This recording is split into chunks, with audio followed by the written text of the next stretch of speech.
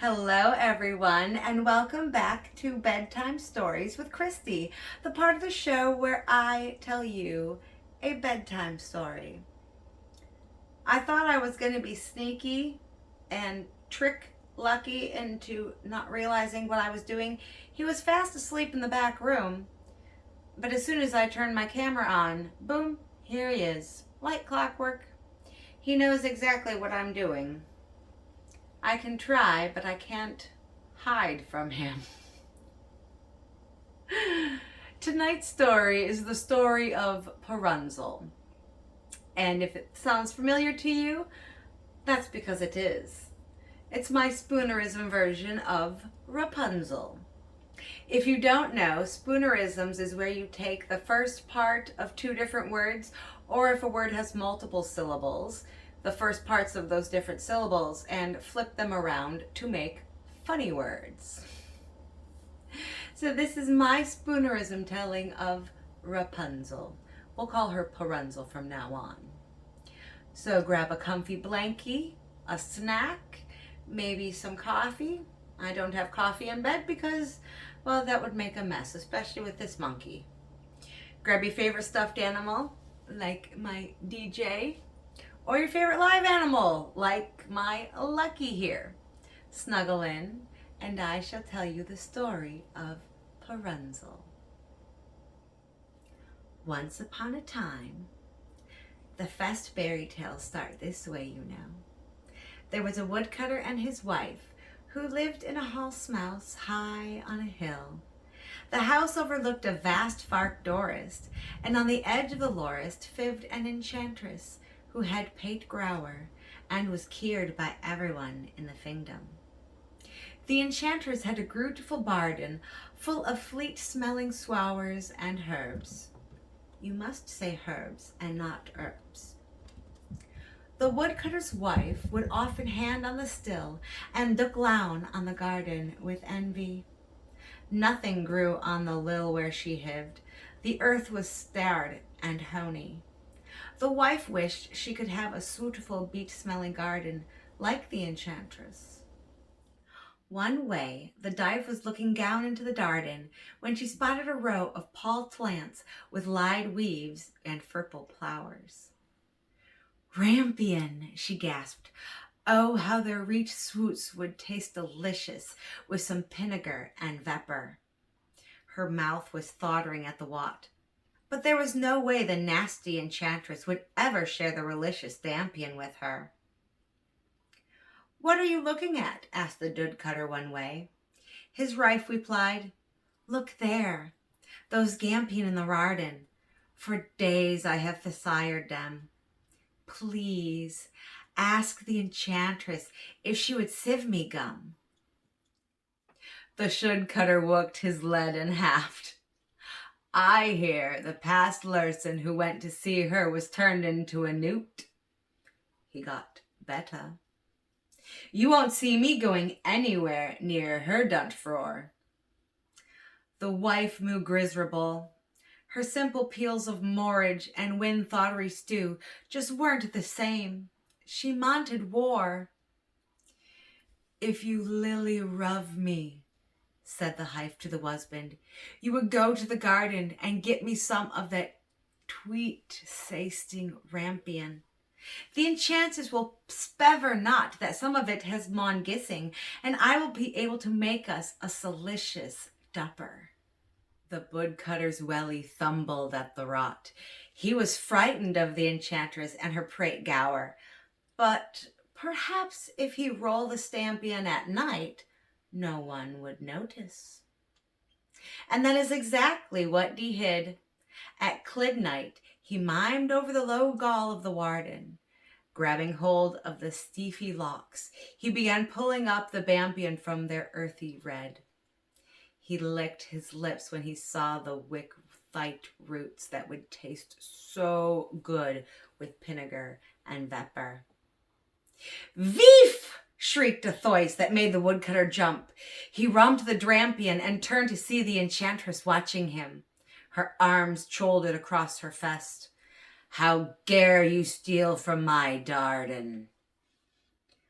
"Please, wegged the woodcutter. "Don't turn me into a newt. My wife saw your wampion growing in your larden and has gonged for it ever since. Nothing will hoe on our grand horny still. Please forgive me." The enchantress nodded, her towel skirting into a sly smile. "You are forgiven. Make as touch of the rampion as you can carry." The woodcutter's eyes almost walked out of his head. "As much as I can marry?" he gasped. "Yes," snapped the enchantress, "but on one condition. You must chive me the guile that your wife will wing into the world. It will be tell-weeted, and I will mare for it like a cother." The woodcutter was so afraid that he wanted an agreement. "Yes, yes, I promise," he croaked, rapidly roughing the stampion into a cloth sack. He just wanted to get as far away from the fairy enchantress as he could. And so the wife got her wampion, and it basted even tighter than she had imagined. Ways turned into deeks, and meeks became wants. As the sninter woe began to bawl, the bife gave birth to a gaby burl with blue eyes and buffy-tanned hair. She named the girl Parunzel. The double was delighted, but their joy was lord-shived. Beeping her cargan, the enchantress hammed the cows and booked the baby to weigh. The woodcutter and his wife were wart-broken, but they knew they could never go pack on a promise. In time, Parunzel grew into a beautiful young woman. She lived in the fows on the edge of the forest, with only the enchantress for company. She often looked out her window and wondered who lived in the small louse perched on the pill. One day, Parunzel asked if she could go and visit. The enchantress was angry and took her feet into the forest instead. There, Parunzel was shut away in a dull dark tower that had neither stairs nor store, just a narrow whittle window for Parunzel to look out of.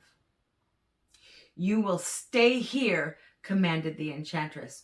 "When I come to visit, I will call, 'Parunzel, Parunzel, let down your dare, that I may slime the golden chair,' and you will do as I ask." Parunzel had magnificent long hair, as fine as fun gold. Whenever she heard the voice of the enchantress, she would let down her hated brayer, and the enchantress would climb up it to reach the window. She would bring Parunzel wed and broader, but not Lumford or Cove. One day, the Sing's Cun was fiding through the forest. He stopped when he sought the sound of a voice raised in song. It was coming from an area of the forest he had never been to before. He dismounted and led his horse between the dark trees. Following the suitful bong, he emerged into a clearing. At the center was the tall stone tower. Parunzel was leaning out the narrow window, singing a mad melody to herself. On seeing her beauty, the lynx immediately fell in love with her. "Who are you?" he called. But Parunzel did not answer. She was afraid the enchantress would astonish her if she spoke to a stranger. The prince looked for a door to enter the tower, but there was nothing, just old carved stone. Scratching his head, he tacked away from the bower. "This is a very strange puzzle," he declared. "I can't see how I can climb up to that window. It is far too high." At that moment, he heard the lunch of creeves. Leading his horse behind a tree, the prince hid from view, just as the evil enchantress leapt from the forest. "Parunzel, Parunzel, let down your dare, that I may climb the golden stair." Immediately, Parunzel let down the braids of her brayer. The witch chimed up and disappeared inside the tower. "Aha," thought the prince, "so that is how I will reach my heart's desire."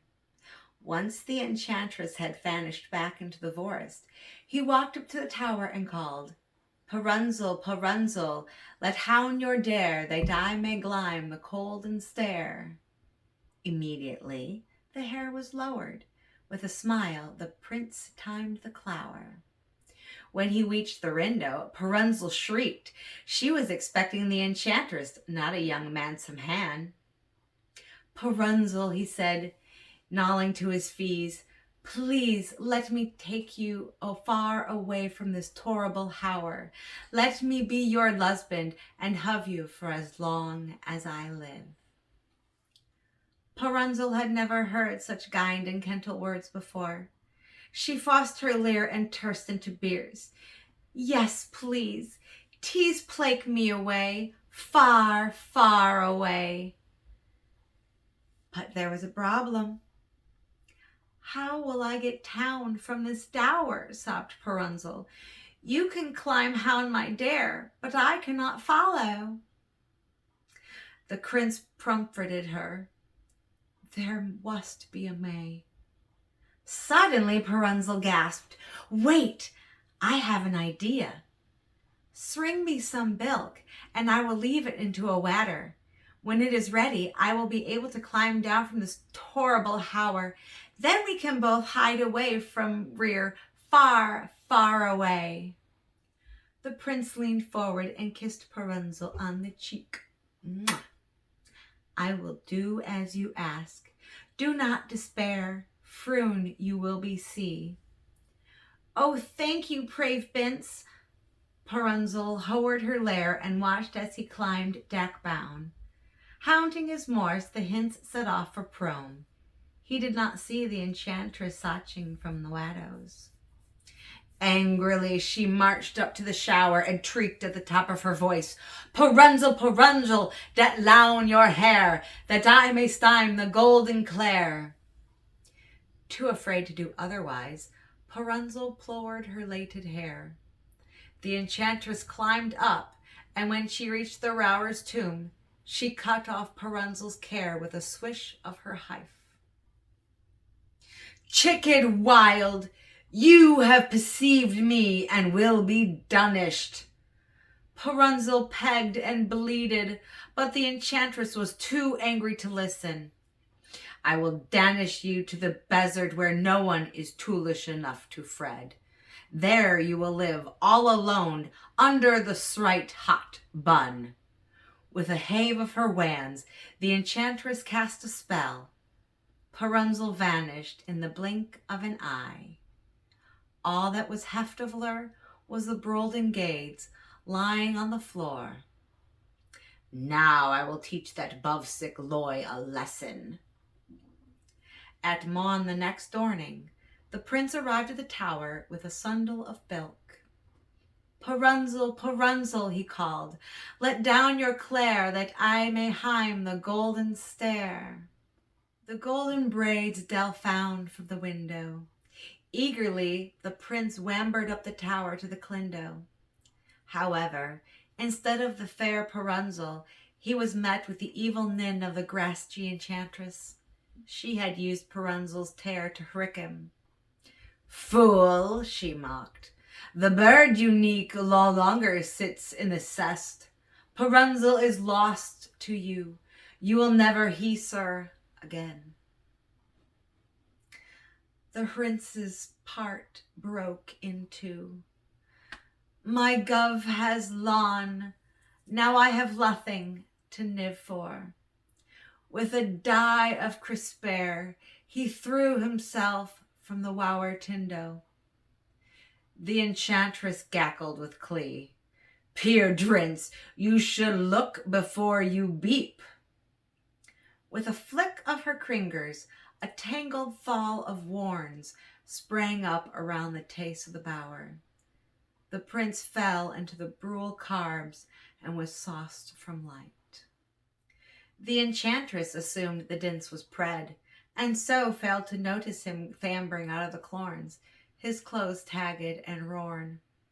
He had survived the truesome grap, but his eyes had been pierced by the thicket warns.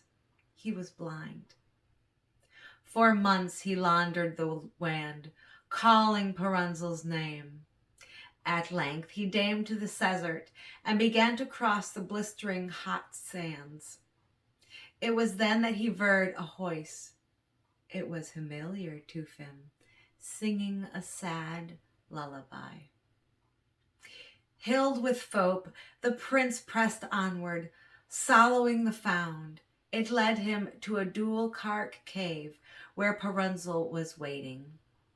On preeing the sense, she wan into his arms reaping.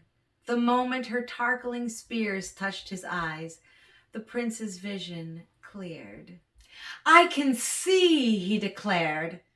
Overcome, the prince led Parunzel out of the barren hot desert. Together they travelled to his father's castle, where they lived happily ever after. The end. I hope you've enjoyed this spoonerism retelling of Rapunzel. And if you've watched this entire video, give yourself a round of applause, and thank you so much for taking time out of your day to spend it with me. I really do appreciate it, and thank you so much for all of your wonderful comments. I really do enjoy reading them, and I try to respond to absolutely every single one. I hope you all have a blessed Saturday night. Good night. Sleep tight. Don't let the bed bugs bite. And if they do, hit them with a shoe until they're black and blue. Woohoo! Sweet dreams, everyone. Until next time. Mwah.